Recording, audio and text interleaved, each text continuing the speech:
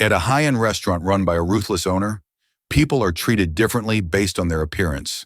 When a homeless man in tattered, worn-out clothes walks in, no one welcomes him except for one person. A struggling black waitress working tirelessly just to get by is the only one who shows him kindness. But what she doesn't know is that this man is not who he appears to be, and by helping him, she's about to turn her entire world upside down before diving in. Drop your thoughts in the comments. We'd love to hear them. In the heart of New York City, where towering skyscrapers cast long shadows over the streets below, stood the Grand Pearl, a restaurant renowned for its luxury, its exclusivity, and the kind of clientele who never had to check their bank balance before ordering. The air inside was thick with the aroma of gourmet dishes, the hum of polite conversation, and the quiet clinking of fine china against marble tables. It was a place where wealth spoke louder than words, where service was impeccable yet impersonal, and where the presence of a single audible figure could shatter the illusion of perfection. Among the staff, bustling about in crisp uniforms, was Amani Johnson, a young black woman with determined eyes and an unshakable spirit. At 25, she had already learned that the world didn't hand out kindness easily, especially not to people like her. Every day, she navigated the unspoken rules of this place, where the guests were treated like royalty, while the employees were expected to be invisible. She was no stranger to long hours, aching feet, or the condescending sneers from both customers and management alike. But none of that mattered, not when there were bills to pay, and more importantly, a mother waiting at home, battling an illness that didn't care how many shifts Amani had to take to afford her medication. Her boss, Marcus Blake, ruled the restaurant with an iron grip, a tall, broad-shouldered man in his 50s. His perfectly tailored suits and slick-back hair gave him an air of importance, but his true nature lurked beneath the surface. Marcus was a man who believed in appearances above all else. Who you were, how much you were worth, and most importantly, whether or not you belonged to him. His employees were nothing more than replaceable cogs in a machine, and his disdain for anyone who didn't fit his narrow mold of respectability was made clear in the way he spoke to them, the way he looked at them, the way he reminded them subtly or otherwise that they were beneath him. It was just another evening at the Grand Pearl. When the routine was interrupted, the door swung open and a man stepped inside. Hector Ramirez, a figure so out of place in this world of luxury that the entire room seemed to stiffen at his arrival. His clothes were old and tattered, his hair unkempt, his shoes worn down to their soles. He carried himself with an odd mix of humility and quiet confidence, as though he had once belonged in places like this, but had long since been forgotten by them the moment he entered. Whispers spread like wildfire among the guests. A few turned away in disgust, while others shot expectant glances toward the staff, waiting for someone to remove him before he could taint the air with his presence. Marcus, who had been surveying the dining room from the bar, narrowed his eyes. He despised situations like this. A homeless man wandering in, thinking he could loiter in a place like the Grand Pearl. It was bad for business. He glanced toward the host stand, expecting his staff to handle it, but to his irritation, no one made a move. Then before he could intervene, Amani stepped forward. She approached Hector, her expression neutral, her voice calm. "Good evening, sir. Welcome to the Grand Pearl. Would you like a table for one?" The murmur of disbelief from the other staff was almost audible. Marcus clenched his jaw. This was exactly why he couldn't stand Amani. She was too soft, too willing to offer kindness where it wasn't deserved. Hector, for his part, seemed pleasantly surprised. "Yes," he said, his voice deep and steady, as though he hadn't just been treated like an outcast by half the room. "That would be nice." Amani led him to a small table near the back, away from the VIP section, but not so far as to seem like she was trying to hide him as she handed him a menu. Marcus stormed over, his forced smile barely concealing his irritation. "Money? A word." She turned to face him, her shoulders straight. "Yes, Mr. Blake."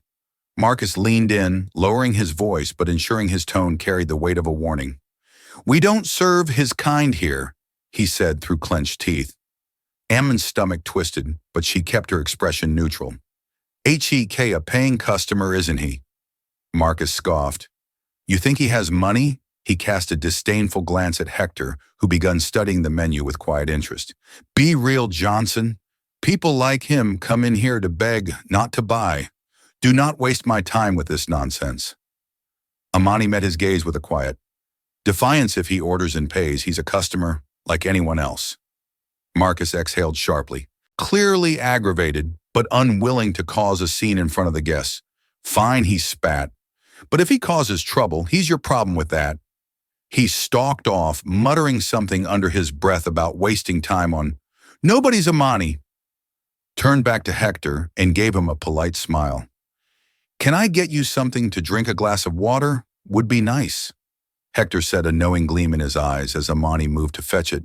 She could feel the stares, the silent judgment radiating from the other staff, the way some of her colleagues whispered among themselves. But she ignored them. This was her job, to serve without bias, without cruelty. And if that made her an outsider in this place, then so be it. Hector took his time with the menu, his fingers running over the edges of the laminated pages, his eyes flicking between the options. When Amani returned with his water, he offered a small smile. I think I'll have the soup of the day and some bread. He said nothing too fancy. Aman nodded. Good choice. Would you like anything else? Hector considered for a moment before shaking his head. No, that should be enough, thank you. As she left to place the order. Marcus shot her a smug look from across the room. Let's see how this plays out, his expression seemed to say.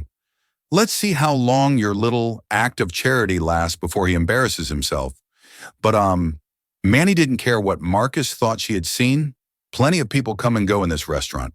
Plenty of rich men who treated the staff like dirt. Plenty of people with money but no humanity. And yet here was a man dressed in rags, carrying himself with more dignity than half the so-called elite who dined here. She didn't know who Hector Ramirez really was, but something told her this night was about to change everything. As the night unfolded, the Grand Pearl carried on with its usual rhythm. Servers glided between tables, balancing trays of extravagant dishes. Glasses clinked as wealthy patrons toasted to their successes, oblivious to the struggles of those who served them amidst the polished elegance of the restaurant. Hector Ramirez sat quietly at his table, his demeanor unbothered by the curious glances and hushed murmurs directed his way. He sipped his water slowly, his weathered hands resting lightly on the table, waiting patiently, as if he had all the time in the world. From across the room, Marcus Blake kept a watchful eye on him, his lip curling in disdain every time his gaze landed on the man's tattered clothing. He had been in this business long enough to recognize trouble when he saw it, and in his mind Hector was nothing more than a nuisance, a stray who had wandered in hoping for a free meal. He had no intention of letting the night end, with this man making a fool of his establishment. If a man he wanted to waste her time serving him, fine. But the moment Hector so much as hinted that he couldn't pay, Marcus would make sure he was thrown out onto the curb where he belonged. Amani, on the other hand, was focused on doing her job. She moved efficiently, slipping in and out of the kitchen, making sure Hector's order was prepared with the same care as any other guest. When the chef handed her the bowl of steaming soup and a small plate of freshly baked bread, she took a moment to steady herself. She knew what everyone was thinking, that she was wasting her energy on a man who wouldn't even be able to cover his bill. But Manny had always believed that dignity wasn't something you earned with wealth. It was something you deserved simply by being human. And tonight, no matter what anyone else thought, she would make sure Hector was treated with dignity. Returning to his table, she set the meal down carefully. Here you go, sir, our soup of the day, potato leek, and some warm bread to go with it. Let me know if you need anything else. Hector looked up at her, something unreadable in his eyes, then he smiled. Thank you, young lady. This looks wonderful. Aman gave him a small nod before stepping back, allowing him to eat in peace. She had seen enough guests in this restaurant to know the difference between those who ate mindlessly and those who truly savored their meals. Hector was the latter. He took his time with each spoonful, his eyes closing slightly as if memorizing the flavors he ate, with a patience that was rare in a place like this where customers were used to indulgence rather than appreciation. She was clearing a nearby table when she heard a sharp voice cut through the air. Are we really letting this happen? Amani turned in time to see one of the regulars, an older woman, draped in expensive jewelry, gesturing toward Hector with a look of distaste. She wasn't speaking to anyone in particular, but her voice carried, ensuring the entire room could hear her displeasure. I spend thousands of dollars in this restaurant every year, And now we're just letting anyone in off the street. Amon's hands tightened around the empty plate she was holding. Another man chimed in, his voice dripping with amusement. Next thing you know, we'll have beggars lined up outside. Expecting fete Manon on the house, a few guests chuckled. Marcus, sensing an awkward opportunity to put an end to this, Chad straightened his tie and strode toward the table. I completely understand your concerns, he said smoothly, flashing a plating smile. I assure you, the Grand Pearl maintains the highest standards. I'll personally make sure the situation is handled. He turned to Hector, his expression shifting from polite professionalism to thinly veiled hostility. Sir, I trust you're enjoying your meal. Hector, who had been unbothered by the conversation up until this point, looked up from his soup. His expression neutral, very much so. The soup is excellent. Marcus's smile didn't reach his eyes. I'm glad to hear that now. I assume you have the means to pay for it. Hector wiped the corners of his mouth with his napkin, taking his time before responding. Of course, he said simply. Reaching into his pocket for a brief moment, the restaurant seemed to collectively hold its breath. Even Amani, who had been standing a few feet away, felt an uneasy tension creep into her chest. Hector pulled out a handful of small bills and loose change, carefully counting them out on the table. $1 here, a few quarters there. A crumpled 5, slowly, methodically. He arranged the coins and bills into a neat little pile. Then he exhaled, looking at the amount with a quiet understanding. I seem to be a little short, he admitted, his voice calm, almost amused. I thought I had enough, but I must have miscalculated. The silence that followed was deafening. Marcus let out a sharp, triumphant breath, as if this was the moment he had been waiting for. I knew it. He sneered. This is exactly why we don't allow. I'd be happy to work for it. Hector interrupted, his tone composed. Perhaps I can wash dishes in the back? I don't mind a little hard work. Marcus barked out a laugh. Oh, please, you think I'm going to let you linger in my kitchen, getting in the way of my staff? He turned toward the post stand and snapped his fingers. Security. Amon's stomach dropped. 2 men in black suits began moving toward Hector's table. Amon knew them well. The Grand Pearl didn't just hire security for show. These men were trained to remove problems as efficiently as possible. No questions asked. Hold on, she said quickly, stepping forward before they could get any closer. Her voice was steady, but there was a fire behind it. He's not trying to run out on the bill. He's offering to pay it back with work. Marcus shot her a sharp look, and I said, we don't run a charity. Amani reached into the pocket of her apron, her fingers brushing against the small bundle of tips she had collected throughout the evening. It wasn't much, certainly not enough to cover the kind of extravagant meals the restaurant usually served, but tonight it wasn't about extravagance. It was about $5 before she could overthink it. She pulled out the money and placed it on the table next to Hector's coins. Their bills covered. A hush fell over the restaurant. Marcus's eyes darkened. You're seriously paying for him? Amon met his gaze without hesitation. Yes. Hector looked at her, something unreadable flickering across his expression. Then slowly he nodded. Much appreciated. For a long moment, Marcus just stood there, jaw clenched, his pride visibly battling against the reality that there was nothing he could do with the bill settled. He had no excuse to throw Hector out, at least not without making a scene that would tarnish his image instead of Hector. Finally, with a frustrated sigh, he waved off the security guards. Fine, he muttered, but don't let me see this happen again. Amon said nothing. She simply picked up the empty soup bowl and walked away as Hector stood up to leave. He turned to Manny one last time. You didn't have to do that, she shrugged, offering a small, tired smile. I know. Hector studied her for a moment, then nodded. You have a good heart, he said softly. And good hearts are rare in places like this. Then without another word, he walked out of the Grand Pearl and disappeared into the night. Amani exhaled, the weight of the moment as settling on her shoulders. She didn't know why she had done it. Maybe it was instinct. Maybe it was defiance. Maybe it was because in a restaurant where wealth was everything, she had just wanted to prove that money wasn't the only thing that mattered. What she didn't know, what she couldn't have known, was that this wasn't the last she would see of Hector Ramirez. Not by a long shot. The next morning, the Grand Pearl opened its doors as it always did, welcoming the city's elite into its gleaming interior. The same expensive perfumes mingled with the aroma of freshly brewed coffee.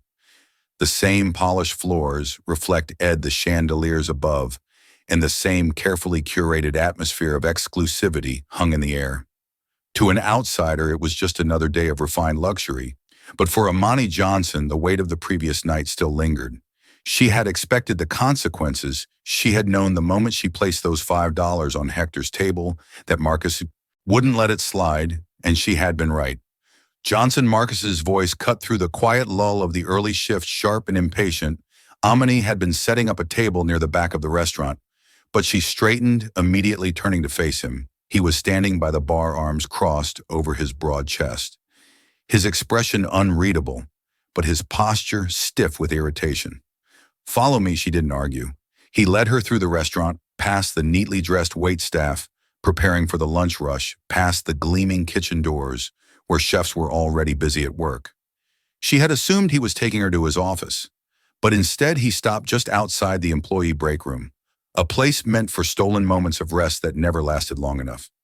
He turned to face her, his cold, assessing eyes locking onto hers. "Do you know how much damage you caused last night?"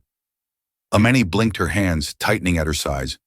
"Damage?" Marcus scoffed. "That little stunt of yours, paying for that bum's meal. Do you have any idea how that makes this restaurant look? We cater to high-class clientele, Johnson people who come here to escape reality, not be reminded that vagrants exist." Amon's jaw clenched. He wasn't asking for a free meal. He was willing to work for it, and I don't run a damn soup kitchen. Marcus snapped. "You think those people who were complaining last night didn't notice? You think word won't spread, that the Grand Pearl is suddenly the kind of place that lets in strays? You embarrassed this restaurant. You embarrassed me." Amani swallowed back the frustration rising in her chest. "I covered his bill. There was no reason to throw him out." Marcus let out a low, humorless chuckle, shaking his head. "You still don't get it, do you?" He took a step closer, lowering his voice. "I don't care about $5. What I care about is the kind of people we allow in here. And I am not going to let you turn this place into some charity project. You work for me, Johnson. You do not make decisions about who belongs here." Amani felt her nails dig into her palms, but she forced herself to stay calm. She had been through this before. Though maybe not this explicitly, Marcus had never needed to say it outright.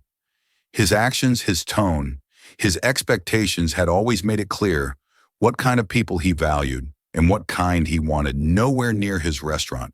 And someone like her, a young black woman who had to fight for every inch of respect in this place, she knew better than to believe she was exempt. Marcus exhaled sharply, rubbing his temple as if speaking to her was exhausting, since you seem to have so much free time to concern yourself with people who don't matter. "I've decided to adjust your responsibilities." Amani stiffened. "From now on," Marcus continued, his smirk returning, "you'll be handling additional cleaning duties, bathrooms, floors, tables. I want everything spotless." Amani knew exactly what this was, a punish, a way to humiliate her, to remind her of her place. She forced her expression to remain neutral. "That's not my job." Marcus tilted his head, feigning confusion. "Oh, I could have sworn I was the one who decided what is and isn't your job." Amon's stomach twisted, but she said nothing. "Glad we understand each other," Marcus said smoothly, stepping back. "Now get to work." Amani turned sharply on her heel, leaving before he could say anything else. The anger simmered just beneath her skin, hot and pulsing, but she buried it deep, just as she had so many times before. She needed this job. She needed this paycheck for her mother, so she swallowed. Her pride grabbed a bucket of cleaning supplies and got to work by midday. Her uniform was damp with sweat, her hands raw from scrubbing tile floors, and her legs sore from hours of bending, lifting, and wiping down every surface Marcus deemed unworthy of imperfection. The scent of bleach clung to her skin, a stark contrast to the rich aromas of roasted lamb and buttered lobster wafting from the kitchen. While the other servers bustled about catering to the elite, Amani remained in the background, invisible, just as Marcus wanted. She had spent the morning silently enduring it all, his smug glances, the way her coworkers whispered behind her back, the occasional patron who sneered when they saw her kneeling on the floor with a rag in hand. It wasn't the work that humiliated her. She had never been above cleaning. It was the intent behind it, the deliberate way Marcus had wielded this punishment to remind her that she was disposable, that kindness was weakness, that she had no power here. But even Marcus didn't know Amani as well as he thought he did. She wasn't weak, she was just waiting for an opportunity to prove it. She had just finished emptying a trash bin near the back entrance when she heard footsteps approaching. At first, she thought it was another staff member, maybe even Marcus coming to find another excuse to berate her. But when she turned, she froze. Hector Ramirez stood before her. Once again, this time he wasn't alone. A woman stood beside him, Elena Ramirez, though Amani didn't know her name, yet she was younger than Hector, her features sharp and striking, her posture upright and composed, despite the way her clothes, simple, slightly wrinkled, suggested she hadn't had the comfort of a good night's rest. Though she wasn't as visibly worn as Hector, there was something about her presence that carried the same quiet resilience, the same unspoken weight of experience. They both looked hungry. Amon's chest tightened. "What are you doing here?" she asked, glancing toward the doorway to make sure no one had seen them. Hector smiled, the same knowing, unbothered smile he had given her the night before. "Would you believe me if I said we were just passing through?" Amani gave him a look. Unimpressed, Elena sighed. "We haven't eaten since yesterday." Amon's stomach sank. She had thought Hector's situation was bad enough, but the idea that his sister was also struggling made it worse. Hector chuckled at her expression. "Don't look so guilty, Miss Johnson. You already did enough for me yesterday, but Manny didn't see it that way." Her fingers tightened around the trash bag she had been holding. If Marcus caught her talking to them, she knew what would happen, but she also knew what it felt like to go without food, to watch someone you love suffer because you didn't have enough. She thought of her mother, of the night she had skipped meals just to make sure there was more left for her. Amani exhaled sharply, made her decision, and acted before she could talk herself out of it. "Wait here." She disappeared through the side entrance, slipping into the back kitchen, careful to avoid any wandering eyes. She knew this place like the back of her hand, where leftover were stored before they were thrown out, which containers were set aside for employee meals, which stations were empty long enough for her to move unnoticed. She grabbed a cloth napkin and, one swift motion, scooped up a few slices of bread, a portion of roasted chicken that had been plated but never served, and a small container of mashed potatoes. It wasn't much, but it was something. She wrapped the food carefully, clutching it tight against her chest as she hurried back outside. Hector raised an amused brow when she thrust the bundle into his hands. "Quick hands, Miss Johnson." "You sure you're in the right line of work?" Amani huffed. "Just eat before someone sees you." Elena didn't hesitate. She unwrapped the bread first, breaking off a piece and handing it to Hector before taking one for herself. They ate quickly but not desperately, as though they had learned long ago how to pace themselves even when food was scarce. Amon watched them for a moment, that familiar tightness in her chest returning. She was about to speak when a voice cut through the quiet like a blade. "What the hell is going on here?" Marcus Amon turned so fast she nearly lost her balance. Marcus stood in the doorway, his expression twisted in fury. His arms crossed over his chest, his gaze flicked between Amani and the half-eaten food in Hector's hands, and the realization dawned on him instantly. "Oh, you have got to be kidding me." Amani scrambled for words, but Marcus was already moving, stepping forward with slow, deliberate intent. "I knew it," he said. "I knew you were a bleeding heart, but this—" He gestured at Hector and Elena with disgust. "Stealing from my kitchen to feed a couple of beggars." Amon's heart pounded. It was going to be thrown out. "I don't care." Marcus snapped. "That's not the point. You don't get to make those decisions. You don't get to take my food and hand it out like some charity worker." He was livid, and then the words came that Amani had been dreading. "You're fired." The world seemed to tilt for a moment. Amani had prepared for this possibility. She had known she was already on thin ice, that Marcus had been looking for a reason to get rid of her ever since last night. But still, the finality of it hit like a punch to the ribs. She opened her mouth to argue, to plead not for herself, but for her mother, for the job that kept them afloat. But before she could get a word out, Hector moved. He reached into his pocket, pulled out a neatly folded stack of bills, and placed them directly into Marcus's hand. The entire world seemed to still, and money froze. Marcus looked down at the money brows furrowing. "What the hell is this?" Hector smiled. Not the warm, knowing smile from before, but something sharper, more deliberate payment. He said simply, Marcus's scowl deepened for what Hector tucked his hands into his coat pockets for the food and for the lesson you're about to learn. Marcus let out a short, incredulous laugh, glancing between Amon and Hector. Oh, this is rich. You've got this guy paying your debts now? Johnson, you think that's going to save your job? Hector tilted his head slightly as if studying Marcus like an experiment, whose outcome he already knew then. After a long pause, he said something that sent a chill through the air. Who said anything about saving her job? There was something final in his tone, something almost amused. Amani didn't understand what he meant. Not yet, but she would for a moment. Marcus just stood there staring at the crisp stack of bills in his hand, as if trying to process what had just happened. His fingers twitched, his jaw clenched, and for the first time that evening, he seemed at a loss for words.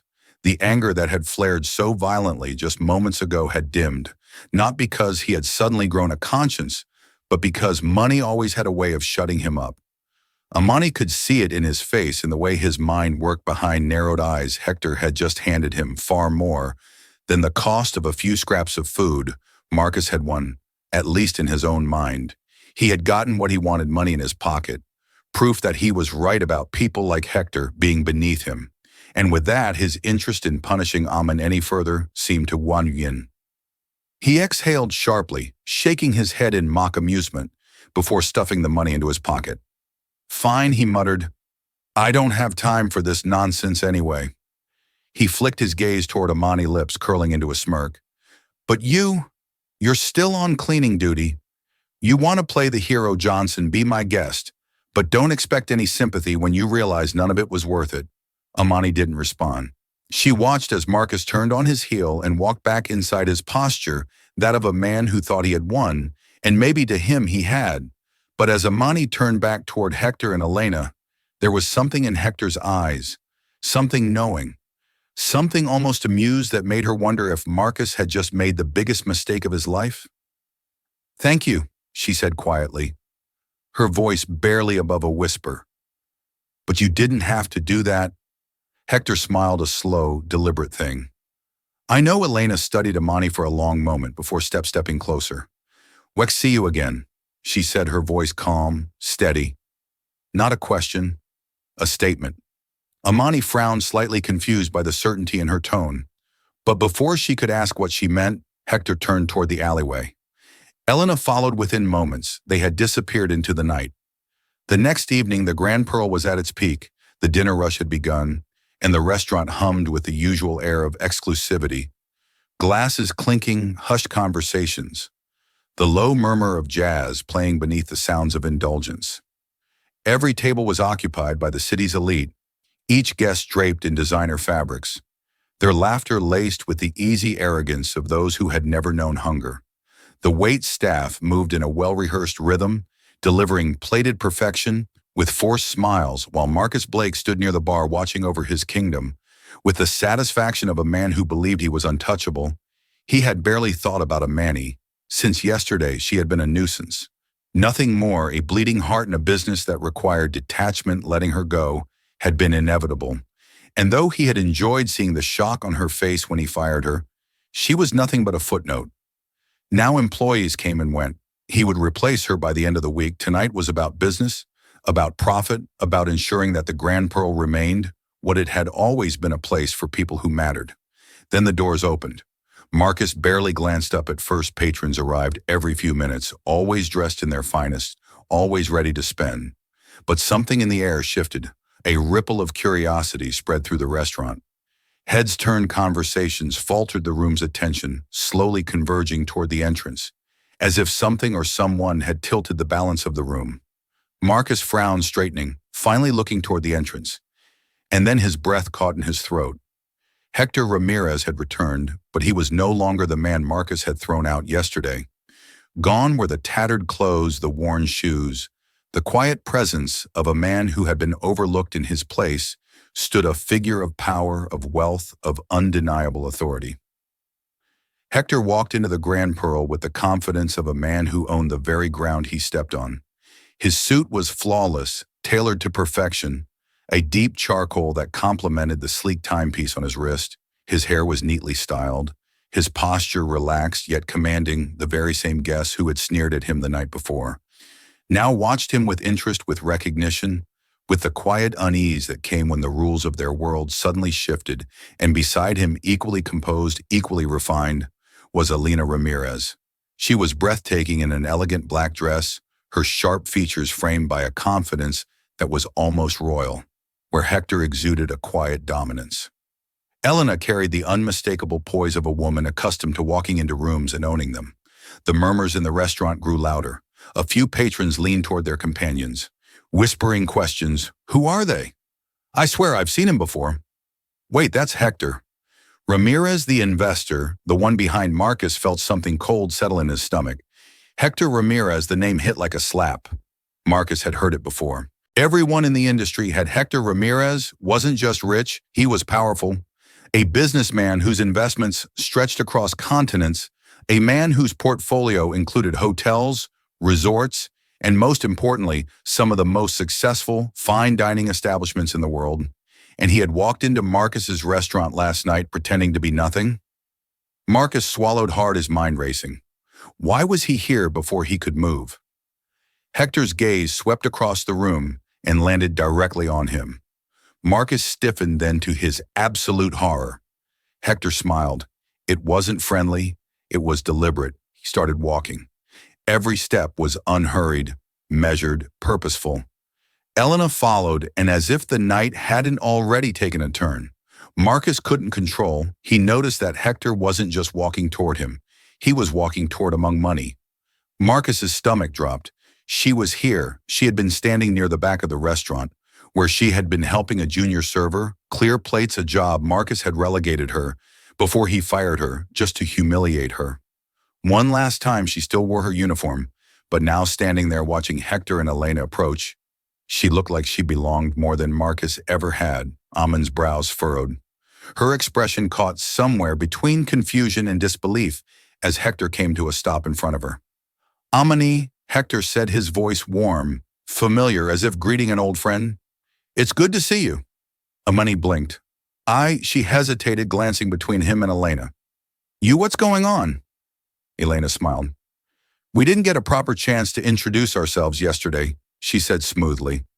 I'm Elena Ramirez, and this is my brother, Hector. Amani stared at them. Your brother, Hector chuckled, surprised. That's an understatement, Marcus's patience snapped. All right, what the hell is this? Hector turned to face him, his expression unreadable. Marcus forced out a chuckle. So let me get this straight. You walk in here last night looking like a homeless man. I catch your little act, and now you're back dressed. Like? He gestured vaguely. What you think putting on a suit is going to impress me? Hector tilted his head slightly. No, but my offer might. Marcus's smirk faltered. Offer? Hector's gaze didn't waver. I'm buying this restaurant. The room went silent. Marcus stared, then he barked out a laugh. That's the biggest load of I've ever heard. Elena raised a brow. Is it? Marcus's laugh died in his throat because she was holding something. Now a file. She opened it with the precision of someone who had already won the game before the opponent even realized they were playing the Grand Pearl. She said, skimming the documents privately owned by Marcus Blake, but with substantial financial backing from external investors. She flipped a page. Investors who, as of this morning, have accepted our buyout proposal. Marcus's face drained of color. Elena snapped the file shut. So congratulations, Marcus, she smiled, sharp and merciless. You don't work here anymore. Marcus couldn't breathe. He looked at Hector at the calm, steady way he watched him, like he had been waiting for this moment. You planned this, Marcus whispered. Hector smiled, of course. A beat of silence, then Marcus lost it. He turned on Amani, his face twisted with rage. This is your fault, he spat. You think you're some kind of hero.